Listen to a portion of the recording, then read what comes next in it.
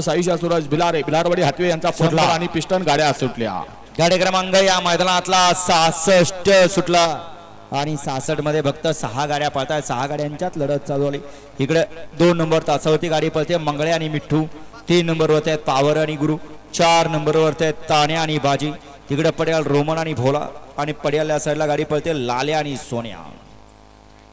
गाडी क्रमांक 66 चा निकाल आहे। तास क्रमांक 6 वर धावलेली गाडी सिद्धनाथ प्रसन्न वाकोडी, अभय सिंह भोसले खोडचे यांचा सोन्या आणि सिद्धनाथ प्रसन्न तानाजी पाटील यांचा लाल्या।